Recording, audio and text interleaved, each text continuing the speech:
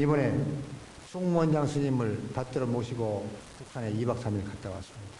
숭원장 스님은 종교계 대표로 가셨고 저는 예술계 대표로 갔다 왔는데 대통령께서 7월 2일 도착해서 7월 3일 날 김정일 국방위원장하고 대좌해서 오전 회담을 했습니다.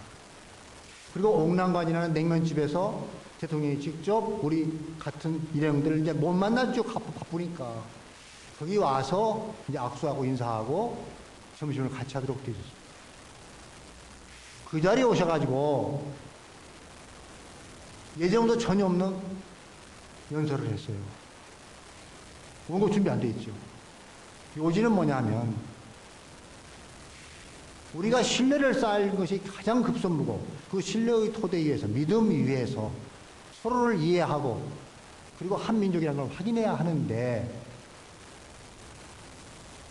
우리가 개혁 개방 하는 말을 예사로 썼는데 이쪽에서는 그 개혁 개방이란 말조차도 자기들의 체제를 무너뜨리려고 하는 것으로 생각한다. 그러니 우리가 햇볕 정책을 이야기했을 때 땀 흘려서 못 뺏겨가지고 무장 해제시키려고 하는 그런 식으로 했듯이 그래서 화해와 협력이란 말로 바꿨듯이 우리도 개혁개방이란 말을 함부로 쓰지 말아야 되고 역지사지 상대방의 입장에서 생각하는 입장을 바꾸고 생각하는 그러한 태도를 취하지 않고서는 앞으로 일이 남북한 일이 잘 풀리지 않을 것이다. 우리가 지금 이 시간부터 입장을 바꾸고 생각하는 노력을 하자 하고 연설을 했습니다. 그때 저는 순간적으로 야, 저 양반 정말 정치 소수가 높구나. 9단이 아니라 19단이로구나.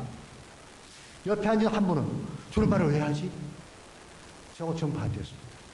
왜냐하면 북한에 딱 도착하는 그 순간부터 대통령 경호를 직접 하는 것은 그쪽 사람들이었습니다. 우리 경호팀들은 그 옆에서 보좌하는 당연한 거지요. 그쪽에서 총책임을 지겠다는 거죠. 사고 나지 않게.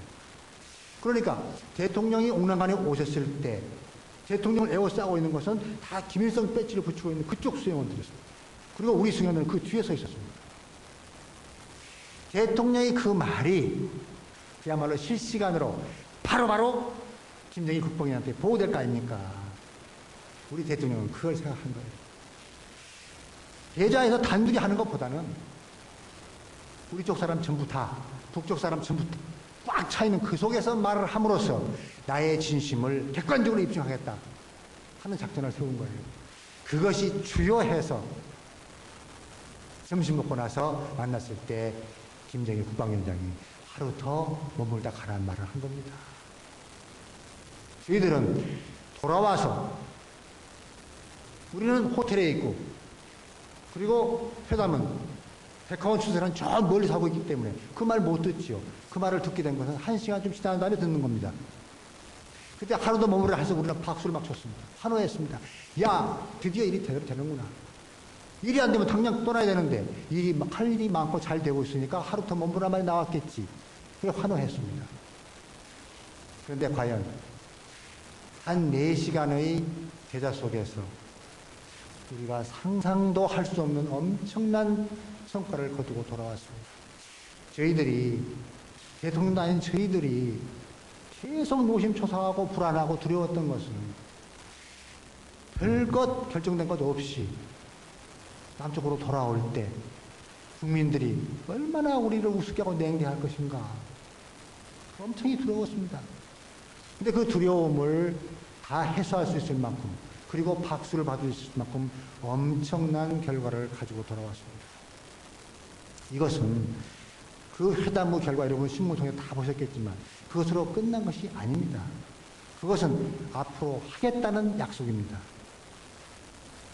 그것을 실제로 하는 것은 앞으로 1년이 걸릴지 2년이 걸릴지 3년이 걸릴지 모르고 계속 해 나가야 하는 것입니다. 그러므로 우리 모두에게 그 책임이 걸려 있습니다. 이것은 단순히 대통령이거나 정권을 이끌어가는 사람들이거나 거기에 국한된 것이 아니고 우리 8천만 남북한 민족 전부가 노력을 해서 마음을 합쳐서 하지 않으면 안 되는 것이고, 그날이 언제일지 모르지만 통일은 반드시 옵니다. 이 세상에는 모든 물줄기는 흘러서 큰 강으로 모입니다. 큰 강의 물줄기는 또 흘러서 어디 갑니까? 바다에 이릅니다. 우리 민족은 핏줄은 하나입니다. 언제가 끝끝내 하나로 통일이 될 것입니다. 그때 우리 불교는 또 우리와 언어가 같고 생각이 똑같은 동포 3천만이 사는 그쪽에 불교를 전파하는 새로운 세상을 맡게 될 것입니다. 그때를 위해서라도 빨리 한글을, 경전을 만들어내야 하지 않을까 생각합니다. 그리고 우리가 통일이 된다고 하는 것은 지극히 머릿속에서 있는 관념일 수 있습니다. 관념이라는 걸 머리로만 생각하는 거지요. 그러나 우리가 통일이 되면 인구가 8천만이 됩니다. 8천만의 노동력이 만들어지면 우리가 원치 않아도 우리가 되고 싶어서 갈망하고 있는 GNP 3만 불, 5만 불대의 나라가 됩니다. 우리가 행복하고 싶지 않아도 행복하게 됩니다. 선진국에 진입하는 첫 번째 조건이 기본 인구 이력입니다. 우리들이 이번에 중요한 것은 이 땅에서 전쟁이 없는 평화 통일을 해야 하는 것인데, 통일에는 세 가지가 있습니다. 첫째, 전쟁을 통한 전쟁 통일입니다. 이것은 베트남에서 해봤습니다. 우리는 그보다 먼저 6.25를 통해서 전쟁의 참화 속에서 얼마나 전쟁이 무서운 것인지를 몸소 체험했습니다. 자, 여러분, 우리는 3년 6.25 전쟁을 통해서 300만에서 400만이 죽었습니다. 베트남은 8년 전쟁 속에서 180만 밖에 안 죽었습니다. 우리의 6.25는 그렇게 엄청난 피해를 줬습니다. 그런데 6.25에 비해서 지금 남북한의 병력은 10배로 늘어나 있습니다. 화력은 100배로 늘어나 있습니다. 이게 다시 전쟁하게 되면 얼마나 죽겠습니까? 8천만 중에서 3천만이 죽을지 4천만이 죽을지 모릅니다. 이미 알려진 사실인데 북쪽에서 서울에 폭탄이 떨어지는데 2, 3분밖에 안 걸립니다. 우리는 가만히 있습니까? 또 쏘면 2, 3분밖에 안 걸립니다. 그런 식으로 화력을 다 쓰고 나면 수천만이 죽을 것입니다. 그래서 전쟁 통일은 안 된다는 거죠. 두 번째, 독일식의 흡수 통일이 있습니다. 그런데 그것은 동독 사람들에게 2등 국민이라고 하는 열등감을 심어준 채로 15년이 됐습니다. 그리고 서독의 경제가 흔들릴 정도로 엄청난 투자가 되어도 복구가 안 됩니다. 그 후유증이 너무 큽니다. 그것 또한 안 된다. 그래서 우리는 평화로운 방법으로 통일한다.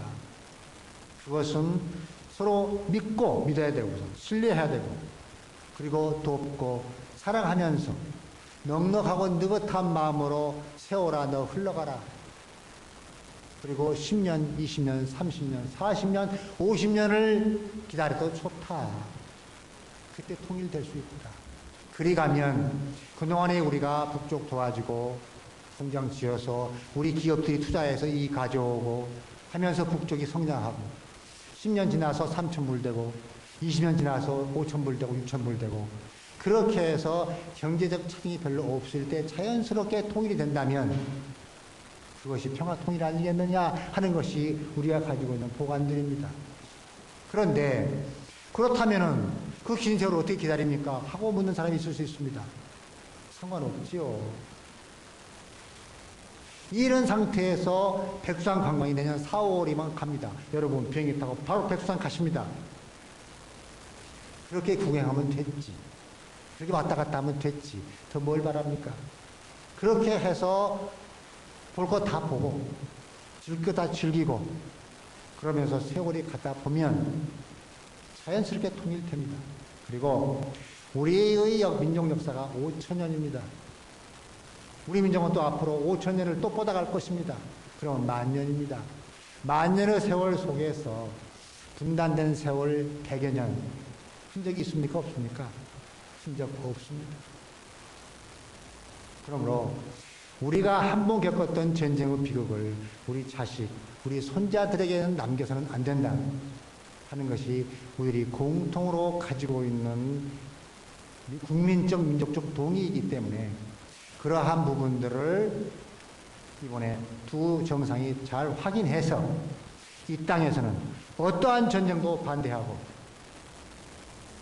예정 불간섭의 원칙을 지키겠다. 이건 다시 말하면, 말을 바꾸어 말하면 한반도 평화 선언을 한 것이나 마찬가지입니다.